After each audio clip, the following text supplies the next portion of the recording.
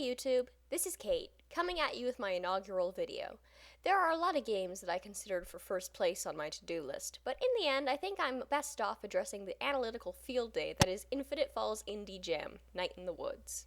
There's such a wide, colorful array of characters and plot points that I couldn't possibly hope to uncover all its mysteries, so there's one topic in particular that I'll be focusing on: mental illness. To warn you in advance, this is going to be very spoiler heavy, so I highly recommend you check it out for yourself before continuing any further if you haven't already.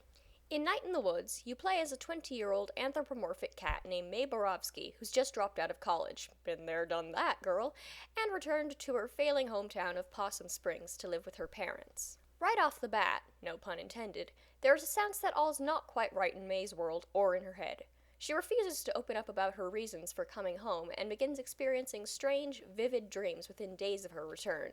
On top of that, she displays extremely low self-esteem and openly admits to a tendency towards high-risk, destructive behavior. Evidence of her tenuous mental grip is further displayed when she becomes convinced she's seen a ghost. Despite not believing her, none of her friends seem surprised by her behavior and agree to help as if they've been along for this ride before. May is desperate to avoid falling back into a disassociative state triggered when she was 14, most likely due to the death of her grandfather that led her to brutally beat a near stranger's face in. It's the same mental state she slips into in college, where she eventually reveals having sunk into a deep depression where the world was, in her words, just shapes. This theme doesn't begin and end with May, though. I think it's safe to say that all four of the main characters' lives are impacted by mental illness in one way or another. An obvious place to start is Greg, May's high-energy delinquent best friend. The first time we're introduced to Greg, he literally can't stop flailing his arms in excitement, and it was easy for me to feel a connection with the little guy. While generally cheerful and spirited to the point of being manic, he often displays intense mood swings where he becomes quiet, reserved, and depressed, thinking the worst of himself. He refers to them as really up days and really down days, and at one point, Bee privately tells May that she believes Greg is most likely bipolar. As a bipolar person, it's one of the most sensitive and accurate portrayals I've seen of the disorder. Definitely an upgrade from Annie Wilkes.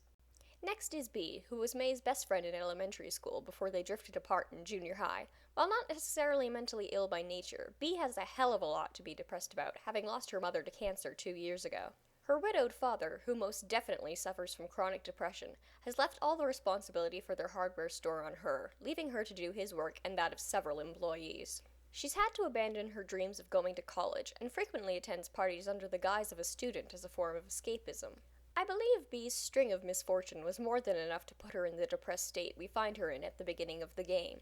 Now, this next one is treading into some sensitive subject matter, so to those of you who aren't comfortable hearing about bad things happening to little kids, you may want to click elsewhere. Still, I feel that not bringing it up would be to do a disservice to survivors of abuse. Last up is Angus, Greg's boyfriend, who was subjected to horrible physical and emotional abuse as a child at the hands of his parents.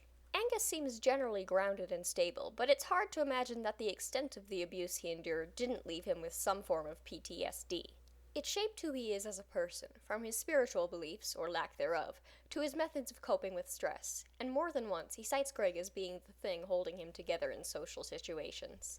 This is all just barely scratching the surface of the ways the game explores this theme, and for that reason, along with being adorable and downright fun to play, I can't recommend it strongly enough. Night in the Woods is a modern, neurodivergent coming-of-age story that I only hope will enrich other people's lives as much as it has mine.